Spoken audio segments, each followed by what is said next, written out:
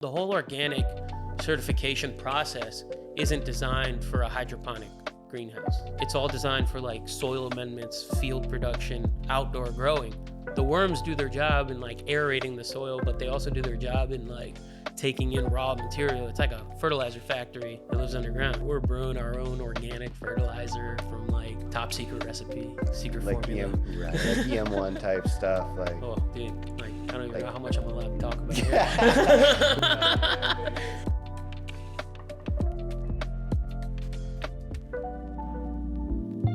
Our potential,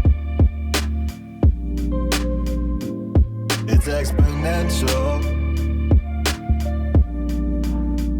Hey, what's up, guys? Welcome to another episode. I have a grower in town. I'm very, very excited to speak with him. I got John. John, thank you for coming. How y'all doing? Yeah, No buddy. worries, man. Thanks for having me. Yeah, of course. So John's a grower. He runs a huge greenhouse. 4 You're only acres. 29 years old, right? Young buck. Yeah. So Just a sapling. Yeah.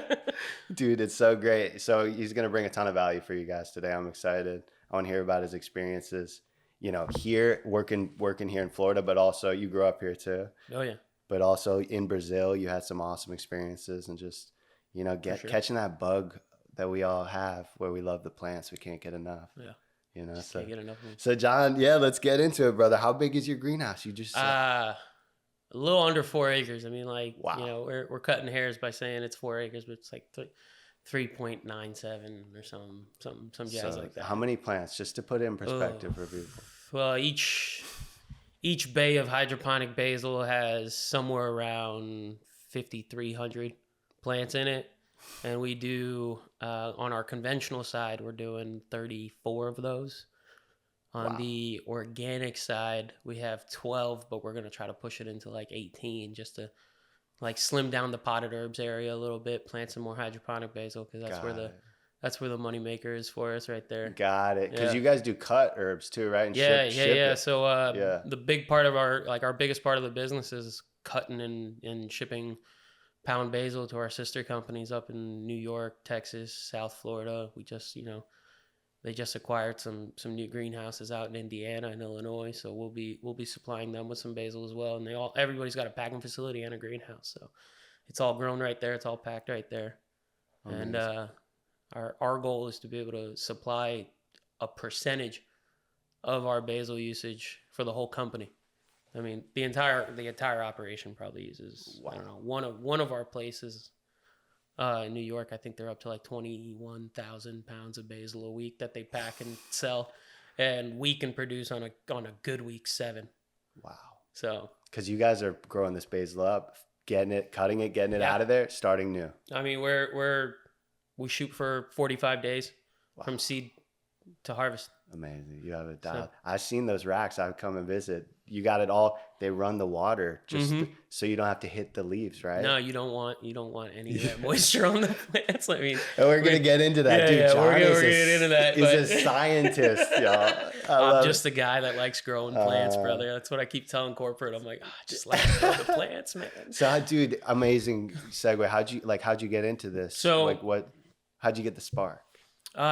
Shoot, like always gardening with my mom. Like, grew up just here in Florida. Yep, here in Florida. Just she was always in the backyard, and I was like, all right, let's go. Let's go help mom in the yard. Cool. So we'd rake What'd up you grow? leaves What was some stuff? Mainly just like planting whatever she had. I mean, just some ornamental flowers and stuff like that. And then when I was just out of high school, a little after that, but we didn't really grow much as far as like food crops go. But every Brazilian household has your key herbs growing in the back. You got some basil, you got some parsley, you got some some green onions, and then so she would cook. She would. Yeah. Cool. So like we always like out there chopping some parsley and some green onions, throwing them in the freezer, and like everything, just like scoop it like that frozen herb, throw it in there, call it a day. And so always had that growing. And so when you were a kid, being outside, like in middle school, I was like in the garden club, and all my friends would be like, Were you really? What are you doing in the garden club, dude? Because we all grew up like punk skateboarders. Yeah. Like we just wanted wanted the cool like kids. we were like the scumbags of the school. Yeah, We'd be yeah. skating through the school, getting yelled at by the teachers. The skaters, yeah. But like I'd show up to school. I had my skateboard. I skated to school every day because we lived so close, and I just go straight to garden club. My friends are like, "Where are you at?" And I'm like, "I'm at garden club." Like I'm out there getting dirty. They're like, "You want some gloves?" I'm like, "Yeah, no." Like, get in there. I'd go to first period with like just dirt under my nails. Yeah, bro. My teacher's just trying to figure out if I'm like digging in the dirt or if I'm like impoverished. Like they're like, do we need to ask questions or like, no, I'm like garden club. It's fine. In middle school. Yeah, middle school. I love it. And then going into high school was like, I was always trying to figure out where I wanted to be. And then I found senior year, I found agriculture. Like we had an agriculture program that like nobody would tell me about because my test scores were decent. So they're like, we're trying to put you in some smart classes. And I'm like, I want to be outside, bro. Like, dude, what is that? Because, exactly. Like the skaters, FFA, the surfers, like, no, but like the flow state people, they like plants too. No, right? Dude, it's just all about being out there. It makes sense. Yeah. Being out there. Just breaking the norm. Like, you don't want to be like, you don't want to be like tied in to like some like, 4-wall office job or anything like that. Like that's the, that's like the nightmare of any of us, we're just like, we want to get out.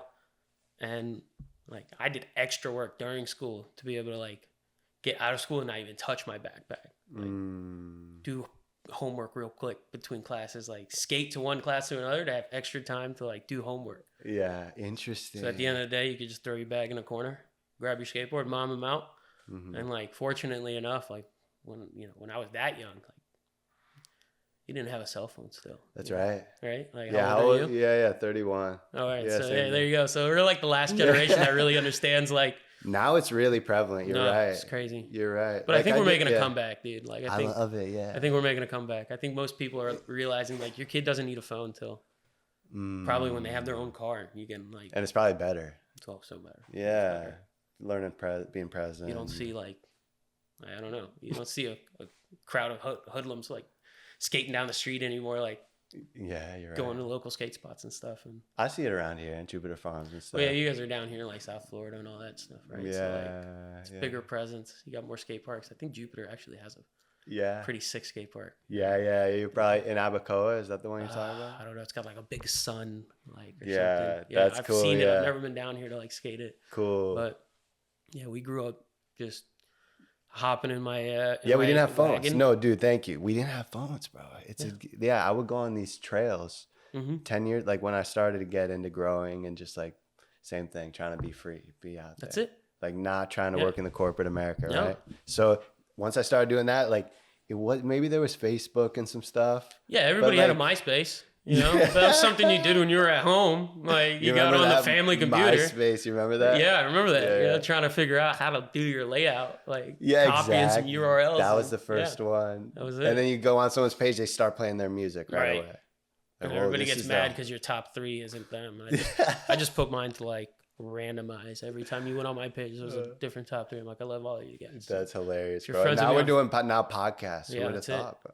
Who would have thought? But this is a beautiful thing, bro. We get your, story out. And Tom, dude, Tom was friends with everybody. Good old Tom, first friend. But dude, that's dude, MySpace. That's hilarious. That is a throwback, isn't it? Now, so you tell me about like exactly. You got into agriculture in high school. Yeah, so that was like my first like taste of it, and like I was always interested in it. So when we were going over vocabulary words, I just look at Mr. Smith and be like, hey, can I go build like a chicken coop?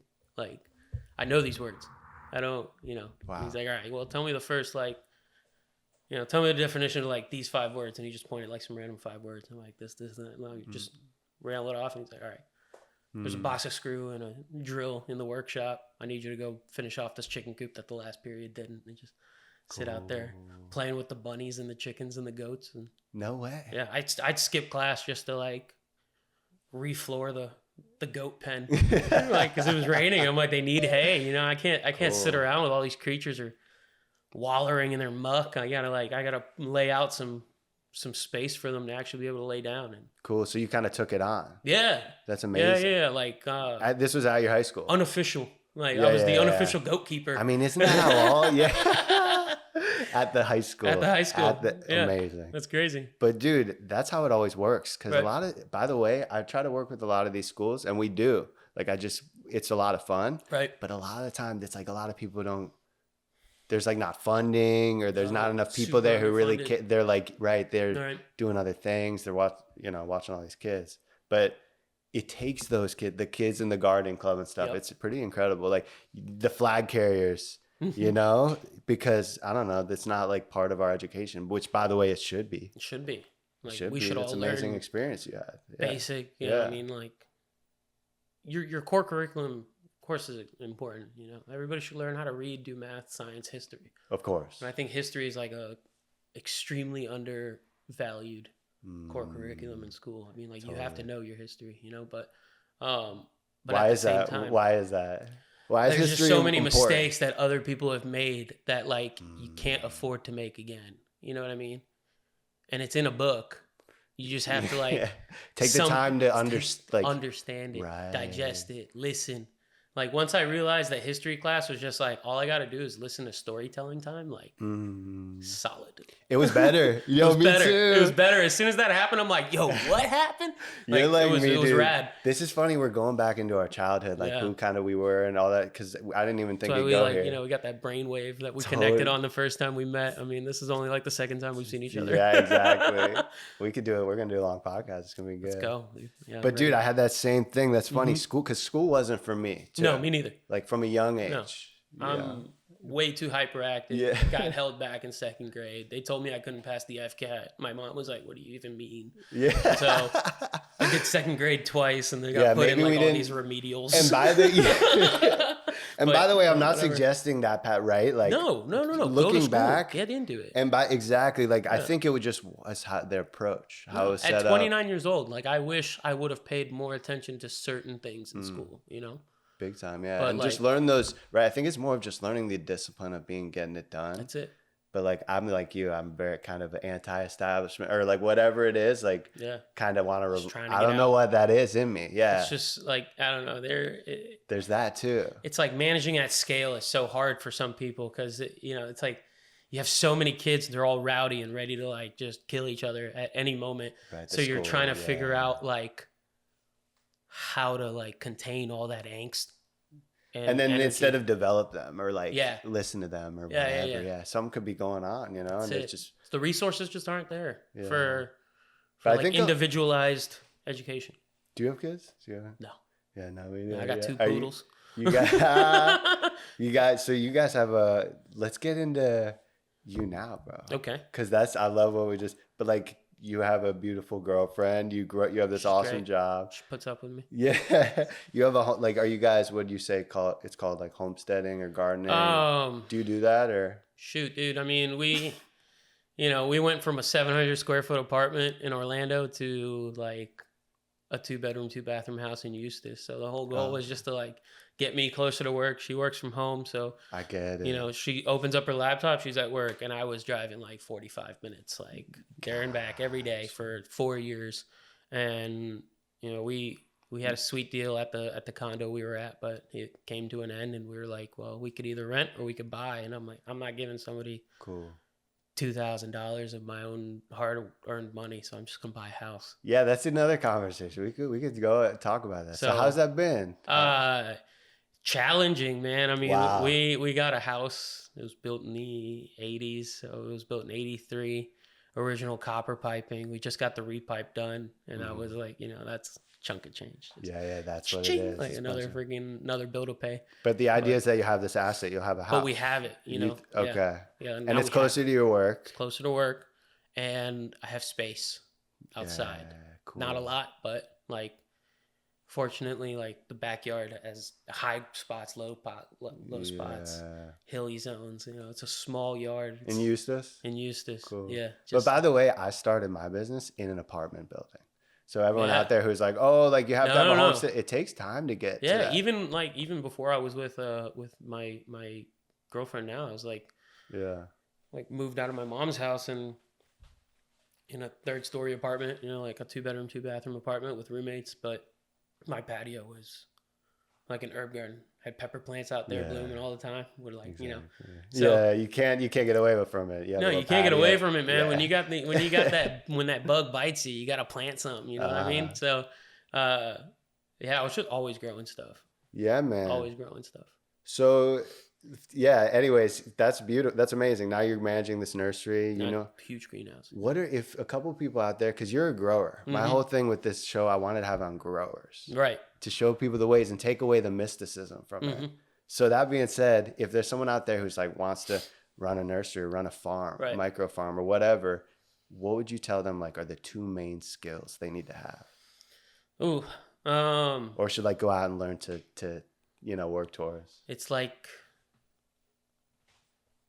understanding that they're just plants and it's okay to screw up sometimes. You know, don't be scared of your failure, but learn from it. Like I tell people at the greenhouse all the time, the employees come up to me and they're like, oh, we got this problem and this and that. I'm like, no, man, it's an opportunity to find a solution. It's not a problem. That's gold. It's something you have to like overcome and you have to learn from it. I mean, we've lost crops upon crops. Yeah, and by the way, basil is not easy. Basil's not easy. It's one of the harder ones. Yeah, especially Central Florida with the humidity in the summer and the and it's a real finicky plant. You lose whole crops. We try not to. But exactly. yeah. But when you're doing rotations like that in different times of the year, so dude, wow. When the higher powers are telling you gotta produce, and dude. So that was the first. That was really good, by the way. That was good. So because me too, like you're gonna have like people. I'm throwing stuff in the compost pile that's not good, and people walk up to me like, "What are you doing with this plant?" Like you gotta say. No, it's not. Yeah, exactly. I don't want it in my garden. It's got. Yeah, I would love to plant it, take it home, nurture it, and do all this stuff. Prune it back, let it regrow. But unfortunately, we're a production greenhouse. We're not a tea garden. It's like what my boss used to tell me when I was starting, and like I come from like having a little garden in my backyard and the mint plants. I grew all the mint plants out of like. Because by the way, stems. I used to be like that too. I would question. I'd be like, wait, why aren't we saving all this? Right.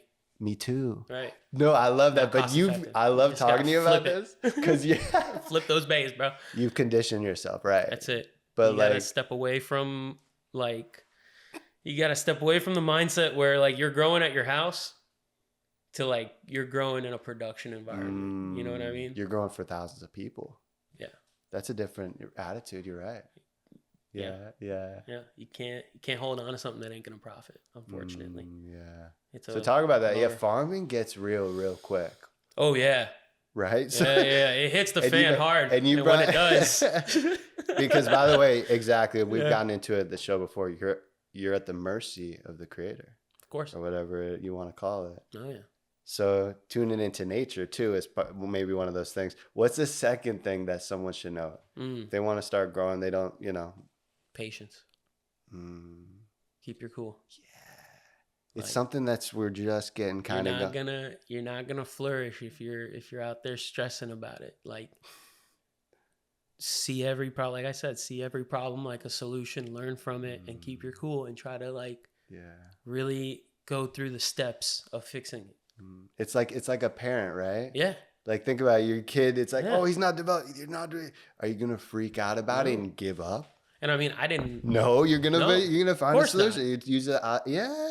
It's an opportunity to right. That's it. Let it work its way through. Like nature step in maybe as well. Like I didn't. You don't need to intervene. I don't have a background in like school or anything for this stuff. Right. But I just see the relation, right? Right. So like the 4 years that I've spent at this greenhouse has been like a learning experience on top of like a career experience. Big time, man. Yeah, talk about that. Yeah, like because you're taking on a lot. It's a lot of responsibility. Probably. Oh heck yeah, dude. Yeah. So yeah. I mean, I was I got hired there just as the packing supervisor. Wow. And ground floor. Just like my buddy called me, he was running the place, like the operations of it, and he's like, I need you to do what you do best and just like manage this group of people. And I'm like, all right, cool. So him and I worked in like warehousing and all that other stuff like past lives. And I come in and just like, all right, we're going to flip this room around. We're going to do this. We just make it productive and flow. Because like production is all about the flow of, you know, your materials. You just have to get it from point A to point B effectively and cost effective. That's it. And so yeah, I got in there and started working in the packing room, just managing that line, and got to a point where every time they were trying to find me, I was out in the greenhouse trying to figure out what problem we were having out there, so that my people in the packing room had a better flow. So like, they were kind of autonomous at that point. You're saying because you got it rolling. We had people in different roles, and and but so okay, cool. So you master the packing room, which by the way is such a good. I love this so much. You got to know production, man. Yeah. So you got to see all the back of the house too, right? Oh yeah, it's like working in a restaurant. You can't appreciate what you're doing. You know, the food that's coming out. If you haven't stepped into the kitchen. That's a good point. You're not going to be very friendly with the people back there, which is not the vibe. You got to be friendly with those guys, man. So you're out in the greenhouse looking at what the problem is. So when are they like, hey, you step up? Well, that was an interesting day because I kept, like the guy that was running the greenhouse crew, I kept going up to him to ask him like, hey, where do I find this label? How to print out this thing? Like, how does this water get packed? And he was running the warehouse before they moved him into the greenhouse. I was just like, one day I came up to my boss. I'm like, yo, seems like homeboy knows everything about the warehouse. And I kind of want to move into the greenhouse, you know? So we flopped roles. Gotcha. And you guys all were like, hey, this makes sense. Yeah. He didn't want to be there either. He didn't want to be in the greenhouse. He was like, what the heck am I doing in here? Gotcha. Like, I don't want to be out here in this heat. It's funny how it works sometimes like that. Right. It's not the person, it's maybe their position in the company. That's it. Yeah. You got to play to your strengths. Like that's cool, man. So now you fertigate, you do all that stuff out there. I saw your big tanks. Oh yeah. Yeah. We're brewing our own organic fertilizer from like top secret recipe. Like secret formula. Like EM1 type stuff. Like, oh, dude, like I don't even know how much I'm allowed to talk about here. We don't have to get into it. You maybe sign NDAs. No, but the corporation hired like some PhD super smart dude and just like worked for proprietary fertilizer, right? Proprietary mix, like. So I won't ask about that, but don't ask, don't tell. It gets the. But that's important. We talked about we were talking about it earlier. I want to just bring it up. We talk about fertilizing, which is key. You got to hit the plants. We won't get into what it is, but you know, micronutrients, all that stuff. Yeah, it's all in there. I mean, foliar. Well, no, actually, it's a hydroponic organic fertilizer that you can. That's right. You can actually. I mean, what are you trying to do with fertilizer? You're trying to mimic what's going on in the root zone, right, in the soil.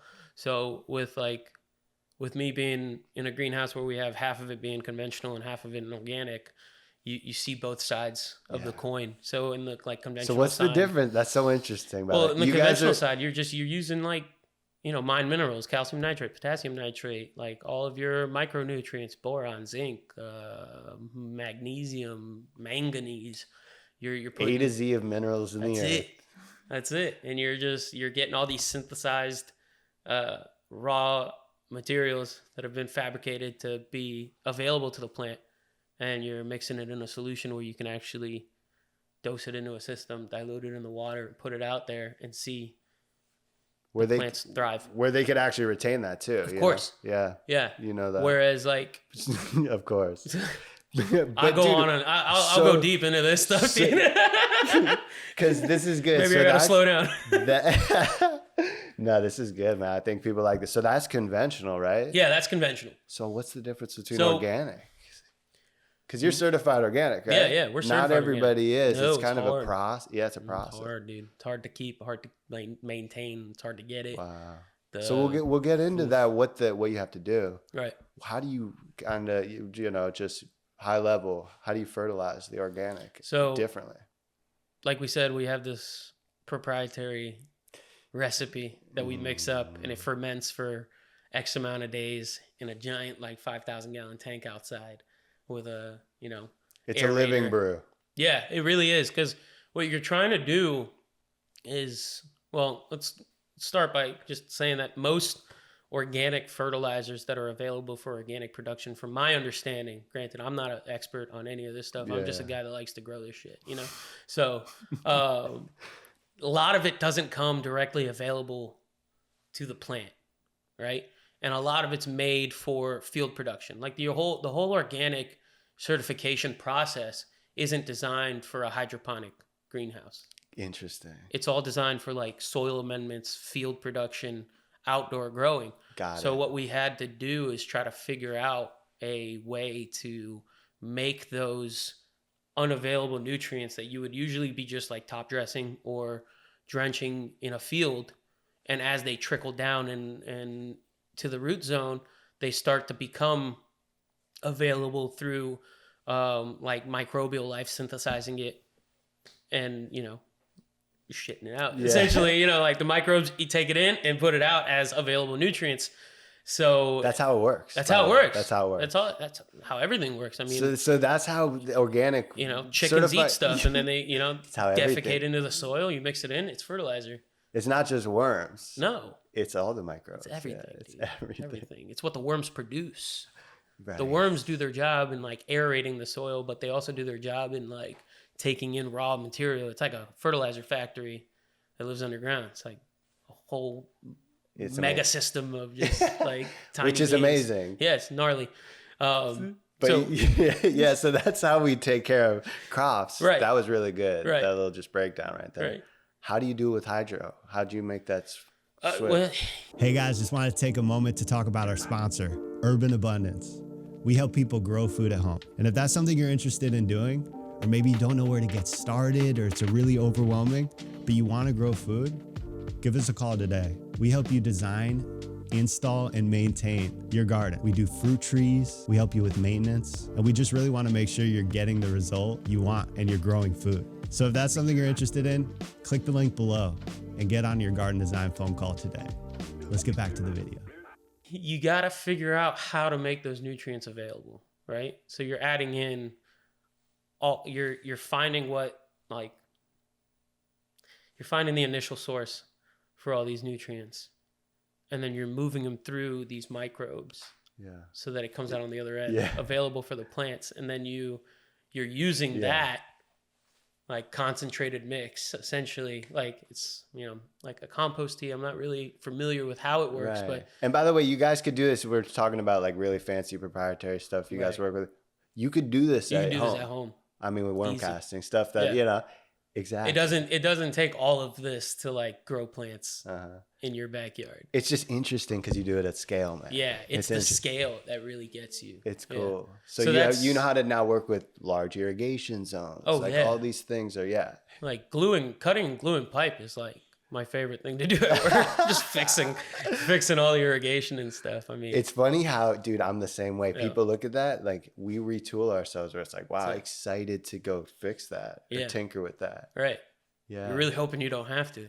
Yes. But you love it when you have to do it. It's like a whole new challenge. I mean, fixing a 3-inch pipe 4 feet underground is like, wow. All right, let's do this. Let's figure out how to get it done. When you can't move the two pieces of pipe together, you got to figure out how to bridge that gap.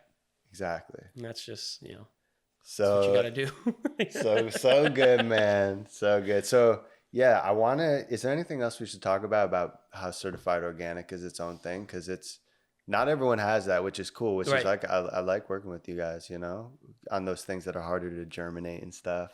Like, you guys just nail it. Wow. Yeah. So slow down there, Jackie. Yeah. You liked our stuff out there too. No, that right? was beautiful, dude. Man, you got a beautiful garden out there. Oh, thanks. That's awesome. You knew all of it right away. Right. Well, trial and error with the microgreens kind of taught me that one. But got you. Yeah. The micros. Oh man. You were telling me that never because it's quick turnover. Same thing with me. I'm like, it doesn't excite me. It's a lot of work. It's so much work. And the crazy thing about it is, like, everybody can grow microgreens at home. Yes. You can grow microgreens on your kitchen counter with an LED light. It's really easy. All you need is like, I mean, how much are you going to use, you know? Mm-hmm. People tell me all the time, Jack, and maybe we will do it someday, why don't you just do a kit? Because it's so easy for people's counter. Urban Abundance microgreen, and it's Right. like maybe we should. Maybe you should. Because it's so easy. I mean, you could have a little bag of soil premix. Not even that. Just sell the freaking tray with like the cellophane wrap on it, and all you gotta do is peel, water, and wait. Here's your spray water. Like a chia pet. You just just grow it right there. Like a chia. Dude, I love that. But maybe there's something to think about. Mad easy. I mean, it's it's hard to do at scale. But so how'd you learn the veggies? Because it was cool. We were out there talking about it. You were saying that you guys would throw the spent microgreens. So yeah, you have like the soil trays. They were like a 10 by 20 tray, and we were doing so much of this like for the contract that we had. I mean, we were doing like 200 to 300 pounds of broccoli, micro broccoli, cut micros. Yeah, like a week. How many different micros were you doing? Broccoli, kohlrabi, tatsoi, bull's blood, a different, I can't remember. All going to like early the wonder Northeast, beets to New York City. No, this was all like local to like Sprouts. Gotcha. Supermarket. Like cool. Yeah, to like local supermarkets. Broccoli sprouts. Broccoli, everything. Yeah, and then we had mixes where you take a little bit of this and that, mix it into a rainbow mix, and you have all your key microgreens like right there in the little. It was like a 1.75 ounce container. Nice. And that was it. But we were doing like hundreds of pounds of these things a week. Like we have a microgreen harvesting machine. You do 1,000 of those. You push these trays through, and it's just like a hedge trimmer with a conveyor belt, just sends it out the other end.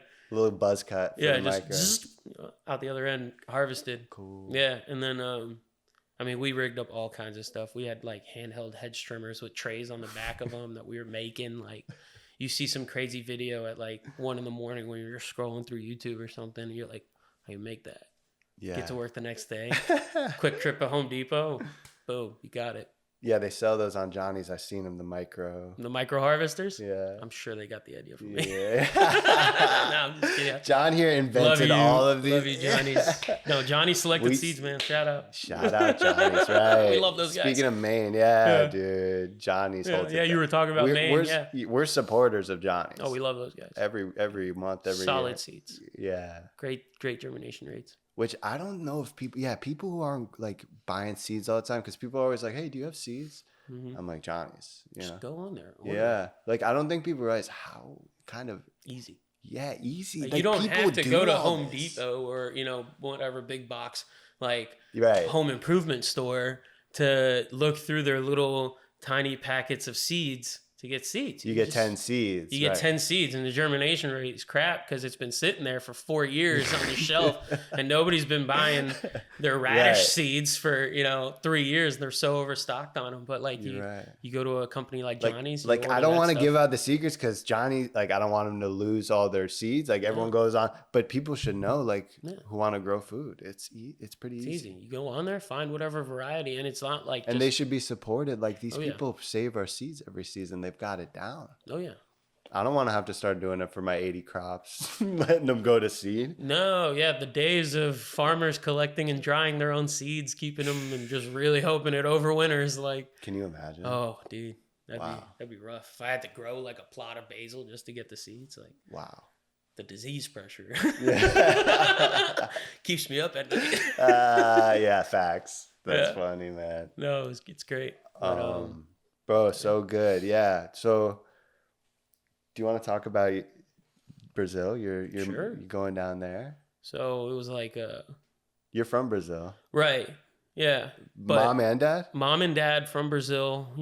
We came over here. I was 2 years old, and it was me, mom, dad, and one of my sisters, and then the other one came later on. She was born here. Yeah, born here. Didn't have to deal with any of the immigration system. The fun of that. But interesting. Right, that's a whole different topic. Yeah, it is. Off-air topic. Oh my goodness, it's a thing these days. Oh, it's crazy. It's like the prevalent. It's nuts. Yeah. But yeah, going to Brazil was growing. We'll keep it on growing, bro. Let's get back on track. Totally. The thing was that I hadn't been back to Brazil in my whole life. Went through a rocky period of time in my life where I was like, I gotta reground myself. I gotta revisit where I'm from and dig my toes into the dirt in my home country, and like an identity thing. That's it. Yeah, I just didn't know where I was, who I was, what I was doing, and I just told my mom, I'm like, I gotta go to Brazil. Like one day I woke up and it was just like, gotta go to Brazil. Good. So what was that decision? What did that do for you? graciously enough, she like helped me out with that, you know. Amazing. Got a little bit of money, and the exchange rate is like so like off balance that I was able to go over there with like just a little bit of money and survive for 5 months living with family. Amazing. Yeah. So wow, 5 months. 5 months. It was as long as I could leave with the green card that I had. I'm like, all right, I can leave for 5 months. If I'm over that, I gotta stay there. So went there, stayed with my dad in his like small hometown, like 25,000 people living on the banks of this river. Whoa. And like half the town's on one side, half the town's on the other. And then there's like all these like spread out little like micro cities, like villages of people living out in the middle of like the countryside. And, in the mountains? That part wasn't really mountains. It was more like hills. Like it wasn't like mountains. But that was like when I got to like my grandfather's house. That was like paradise on a mountain. God. Like wake up in the morning, like a flock of parrots flying by. You're like, whoa. This is sick. So, that's no, so your dad still lives there. So you he moved back. He moved back to the U.S. since then. God. But that just like after that experience, like a well manicured lawn just seems like a waste of land to me. Like because it's nice to have grass. I get it. Yeah. But everybody's got enough space to grow something. And everybody in Brazil has something growing. Like whether it just be medicinal herbs in your backyard or, you know, I mean, my dad lived on maybe a 1/4 acre plot with three avocado trees, all different avocados. Right. Like from like those big like South American. It gets you exposed to like, what's right. Oh yeah. It's all like it's just a smaller house maybe. Yeah. And it's just a house in Brazil just keeps you out of the rain, son. I mean, like there's not much going on, you know, like you're not inside at all during the day. You're just it reminds me when out. We're talking about it now. It's reminding me of Hawaii, my experiences there. Because similar, like big avocados just right out your door. And like falling from trees. I think getting exposed, because we don't have that here in Florida. Why not though? Like after I did all that, I'm like, why? Like way less management. Management, right? That's it. You plant a live oak in a neighborhood, which makes no sense to me because we're clear cutting forest to build houses just to replant pine trees. It's like preach, bro. I know. Just why did you kill everything just to plant that? It's the opposite of permaculture. What it really these is. Developers or whatever you want to call it. Like, well, what's the opposite of permanent? It's temp culture, I guess. It's like these temporary housings. Entropy, it's like just makes no sense. Right. Like the management becomes more of a pain in the ass, I think. Yeah. But then like going back to my dad's little hometown in Brazil. Yeah. Mango trees. We digress. Like literally mango trees. Where every like subdivision in Florida has like an oak tree, there would be a mango tree in Brazil. There'd be some guy like walking down the street with a bamboo stick that he like duct taped a Coca-Cola bottle to, like plucking mangoes out of a tree. Like that's his dinner. Like exactly. That's it. And you know, there's no reason to not have food everywhere. No, exactly right. Yeah. There's no reason. You said your dad's house was a 1/4 acre lot. You said, and maybe. And it was like, you could go out into the garden. Whip up some sauce for a meal like in 4 seconds. Yeah. You go out there, integrating get some peppers. You go over here, get some herbs. Go over to the tomato vines, pull some of that, blend it up, throw it on some steak. Dude, yeah. Fire. Dude, I know. I want to live like that, right? That's why I'm trying to manifest. Yeah, I think that's the goal. Like, right? But like, I think more people could have that.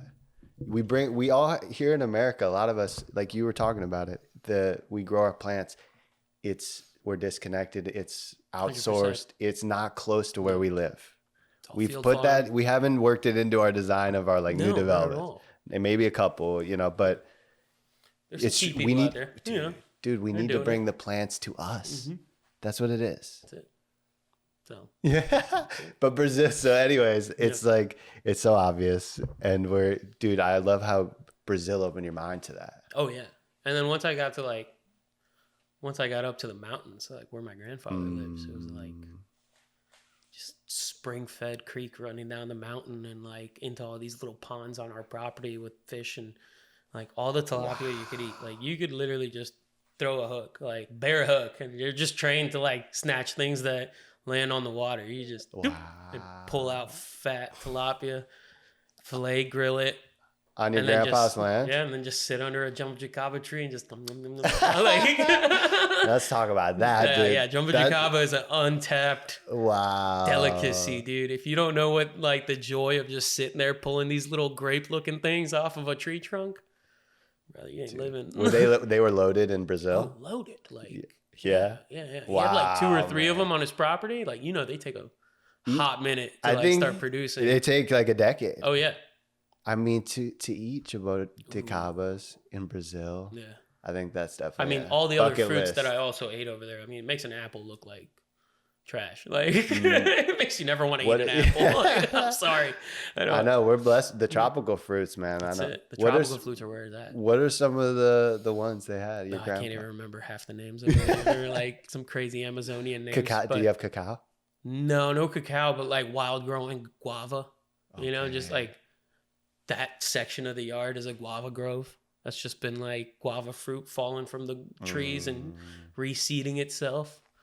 The most perfect guava, probably. Oh, so good. Like you just bite right into it. I mean, mangoes are like all shapes and sizes. Like every single tree has a different name of what mango it produces. Like 10 different avocados just falling from the trees. Like you could just pick avocados. You don't even have to like reach. You just pick them up off the ground. The ones that fell like last night, you just grab them, take them home. Sounds like Eden. It looked like Eden, man. Yeah. I got there and I was like, spring-fed water. This is where I'll hang my hat. But it's just Brazil, man. Brazil needs some help. Yeah, dude. It's like you go there and it's beautiful. They have all this stuff they got right. Yeah. Culture, family, all these things. But then maybe. Like the government or the commercial. What do you think? Yeah. What do you think? Because I haven't been to Brazil, so can't even tell you. I mean, like it's like, just to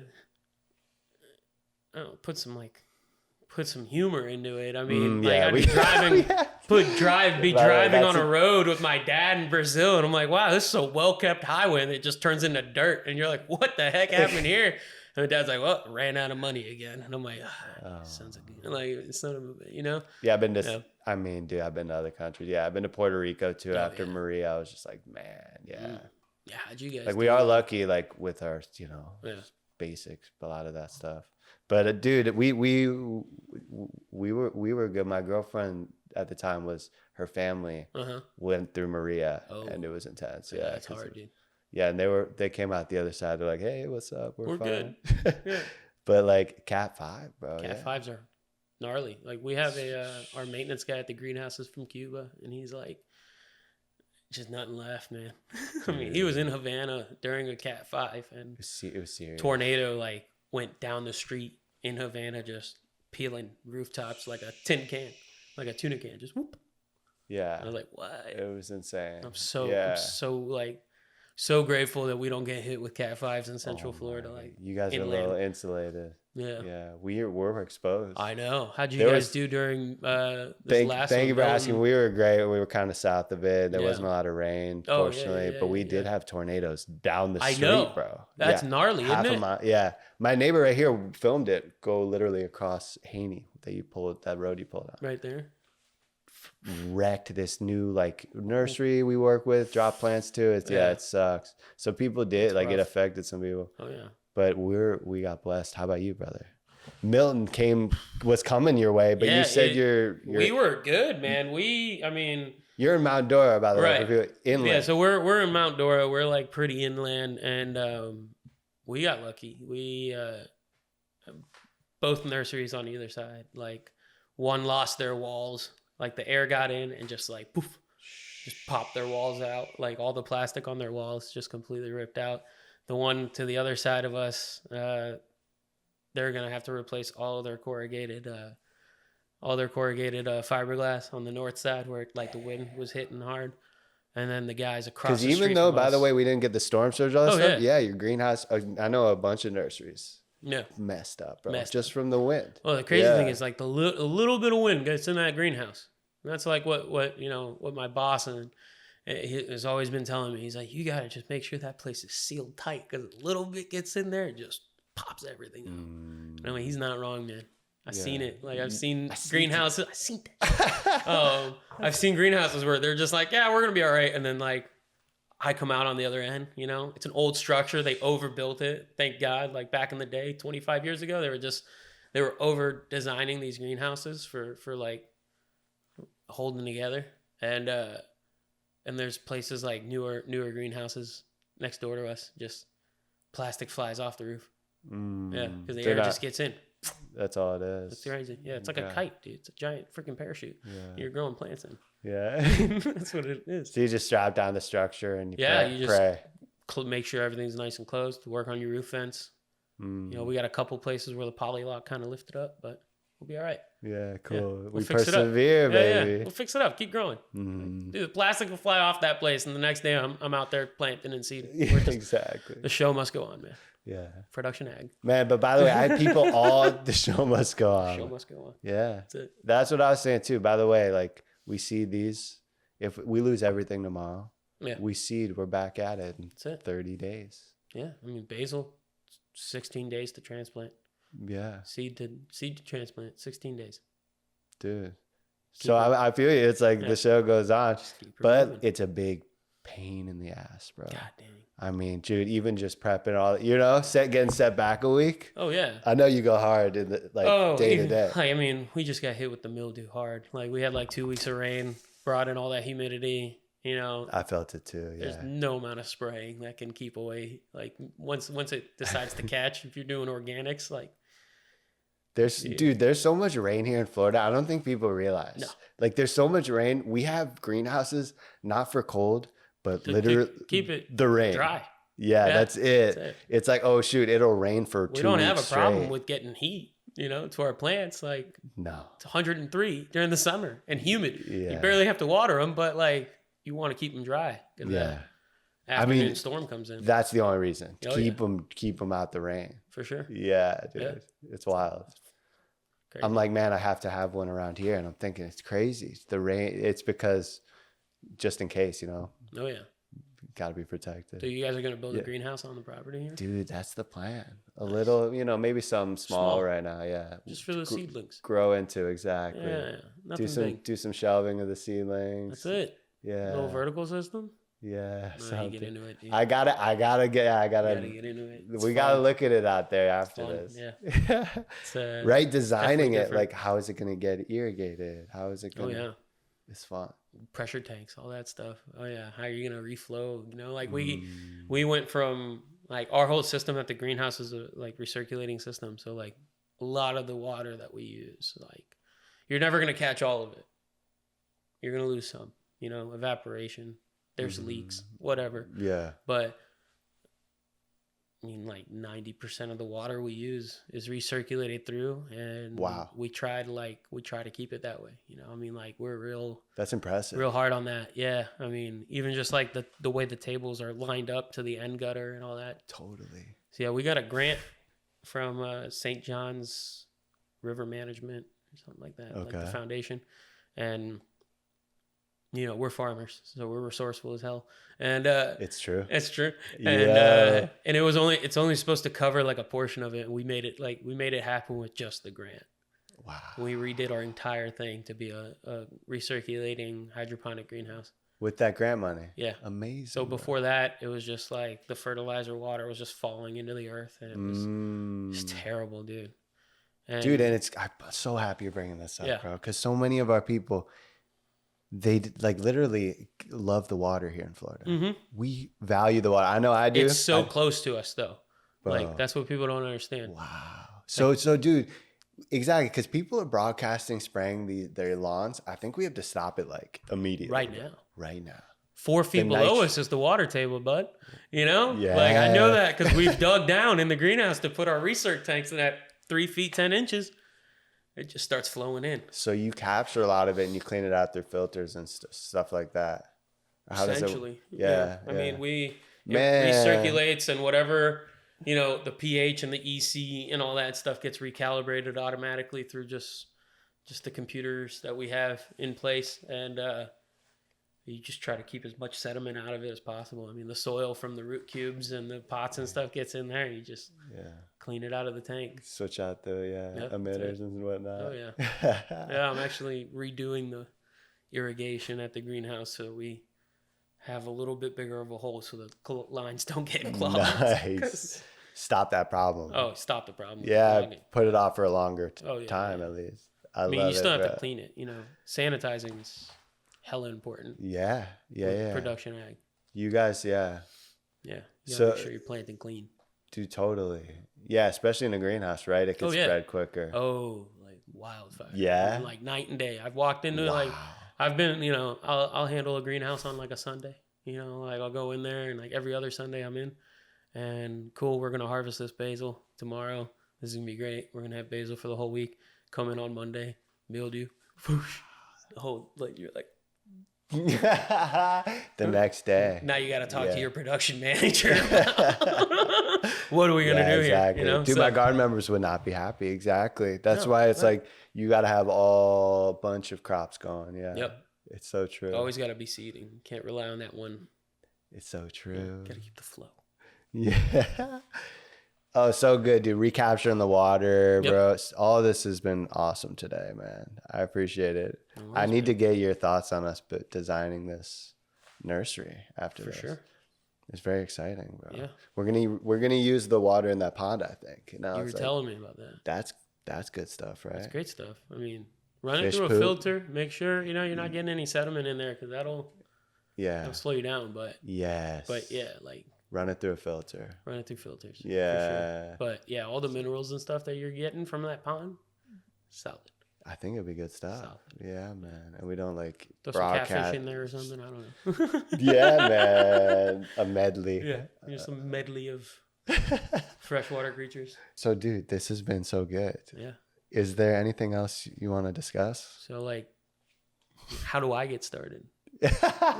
You want to learn some of the urban abundance magic? Heck yeah, dude.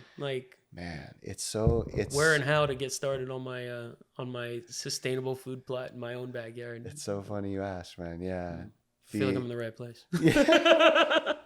Yeah, it's cool. I'm trying to get my nursery going. You're trying to get your home garden going. Right. I love it. You're trying to get to where I'm at with production, and I'm trying to get to where you're at with just veggies in the backyard and collecting my own greens and stuff. Bro, and isn't it? It's never just a quick story. How'd we get here? Right. You know? Of course. Incredible. Life's a journey. Yeah. It's not a destination, buddy. But here's what I will say. The answer to help you, right. This is what we do. When we have a workshop that's like, hey, you want to start growing food at home? Mm-hmm. You write down everything you'd want to grow. Bananas, strawberries, whatever, start writing them down. Beans, cabbage, whatever you want. It's for you. And then you look at the list of what grows well in my zone. My door, and what month is it? Right. And you're like, okay, wait. Okay, let me get a banana from Jack. All right, let me get a veggie garden going.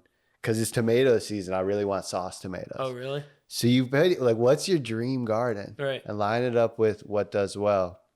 Well, I would give you a lot of planting magic, but I feel like you're just going to take that away. You're off to the races. There you go. Well, I feel like I already messed up. I planted a. Why? I planted a. We went to. What is it? We got a orange with a lemon grafted onto it. Oh my goodness! And I'm just like, oh man, he's gonna hate me. Oh no! You did watch my stuff. You got one citrus tree. That's a problem. Double whammy citrus tree. It's like orange and a lemon. You need avocados, bro. What about avocados? I'm down. I love avocados. Avocado, mango, let's do it. All right. Yeah. All right. You need a cold tolerant mango, I guess, right? Or do they do well in your? I don't know. I've never seen a mango tree up there. Yeah, that's what I'm saying. It's but that goes back to what we were talking about. I'm sure somebody could have a mango tree. Yeah. But we get I don't know, 3 weeks of cold. Maybe though. I talked to some some fruit tree pros who've been in it. They're like, every 10 years, a cold nips a lot of those places. Yeah. I've seen it. Yeah, you see what I'm saying? Oh, yeah, I've seen it. The tropicals, you got to be careful. Be real careful. But avocado, peach. That random snowball that comes from up north sometimes. It says, Yeah, bro. brings that cold front in. It's good to get the iguanas. But anyways, that's one of the good things. Like, get them out of here, man. I would love to snipe an iguana. Do you have iguanas? I'll hire you to do it, dude. Dude, I'll come down. Come just hang out. We'll do it come together. down and bring the pellet gun.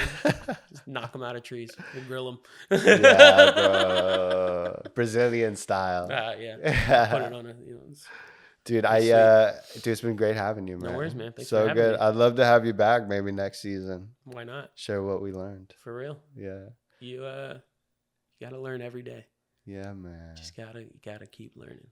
That's what it's about. That's what the show's all about, man. That's it. Spread it. That's what life's about. I love it, bro. You live and you learn. Learn. Let's go learn some more, Let's then go. we'll go share it with the audience. Heck yeah, brother. Thank you, guys. Rock and roll. John, thank you, brother. No worries, man. Hey guys, another awesome video.